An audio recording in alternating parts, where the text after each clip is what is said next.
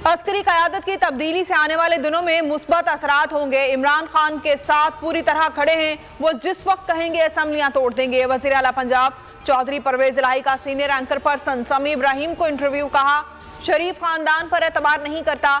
इमरान खान ने शरीफों के लिए खौफ पैदा कर दिया। नवाज शरीफ वापस नहीं आएंगे, आ भी गए तो उनकी कोई हैसियत नहीं होगी। इमरान खान का पीपल्स पार्टी के गढ़ में डेरे डालने का मिशन। कप्तान जनवरी के आखिरी 15 रोज सूबे का दौरा करेंगे। जलसों के अलावा अहम सियासी शख्सियात से मुलाकातें शेड्यूल हैं। गुज़िश्ता रोज सिंध असेंबली में मुलाकात में प्लान शेयर कर दिया। जमान पार्क में आज भी अरकान असेंबली वीडियो लिंक से खिताब करेंगे। ट्वीट में लिखा, सिंध सूफियों की सरजमीन है, लेकिन अफसोस जरदारी माफिया के जुल्म और सितम का शिकार है। सिंध अपनी अजमत और आज़ादी के लिए दोबारा जालिम के खिलाफ उठेगा। तो मेरी जनरल बाजवा से मेरे 3.5 साल गुजरे हैं। पहली दफा मैंने रियलाइज किया कि कितनी बड़ी मेरी कमजोरी है, क्योंकि मैं इसको ट्रस्ट कर लेता था। जो जनरल बाजवा कहता था, मैं कहा हाँ, हम दोनों मुल्क के लिए हैं, एस्टेब्लिशमेंट है, फौज है, हमारे इंटरेस्ट एक ही है कि मुल्क को बचाना है। मुझे ये पता ही नहीं था कि किस तरह मेरे से धोखे दिए गए, झूठ बोले गए। यानी हम आखिरी दिनों में भी, जब हमें पता था कि ये साजिश चल रही है, मुझे IB की रिपोर्ट आ रही थी कि गेम चल रही है, जब हमें पता चल गया कि पूरी गेम हुई है, नवाज शरीफ से इनकी बातचीत चल रही है, इन्होंने प्लान बना लिया है, खास तौर पे जब फैज को जब हटाया तो उसके बाद इनकी गेम तो चल पड़ी थी।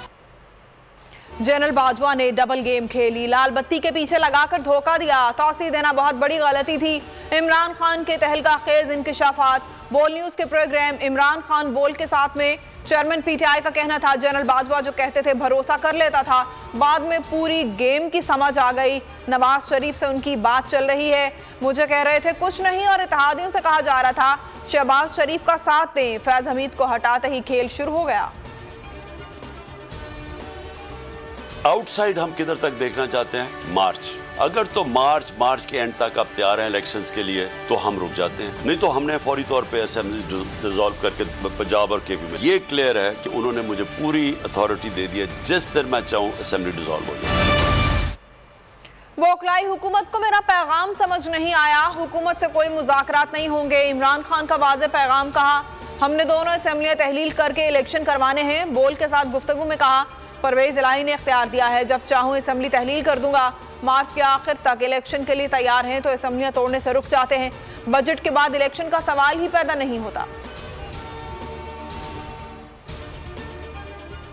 हैरान हूँ, शहबाज शरीफ अपनी हुकूमत को पार्लिमानी जमहूरियत करार दे रहा है। फवाद चौधरी का वज़ीर आज़म के ट्वीट पर रद्द-ए-अमल। कहा, यह चोर दरवाजे से वज़ीर आज़म की कुर्सी पर बराजमान है।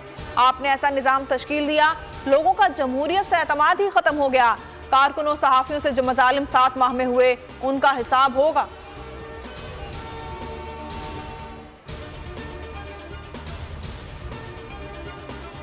फिर 75 साला आजम सवाती का 5 रोजा जिस्मानी रिमांड मंजूर। PTI सेनेटर कोयटा पुलिस के हवाले। कासिम सूरी का कहना था, आजम सवाती की तबीयत इंतहाई खराब है, ये जुल्म की इंतहा है। 75 साला शख्स को कोयटा की सर्दी में लाया गया, जुल्म पर जुल्म हो रहा है।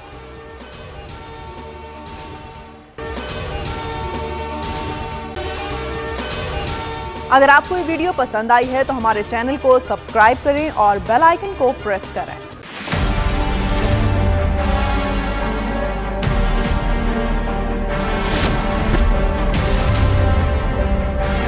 हमारा ये कारोबार नहीं है भाई, हम हकीकी सहाफत कर रहे हैं, ये फर्क है। हमारा ये कारोबार है, हम अपना कारोबारी नुकसान में नहीं करूंगा। अभी फॉरगेट अबाउट जर्नलिज्म। हमारा ये कारोबार नहीं है भाई, हमारा ये कारोबार है, हम अपना कारोबारी नुकसान में नहीं करूंगा। हम हकीकी सहाफत कर रहे हैं। Forget about journalism, forget about journalism. हम हकीकी सहाफत कर रहे हैं, ये फर्क है। सब्सक्राइब करें और बेल दबाएं ताकि कोई खबर रह न जाए।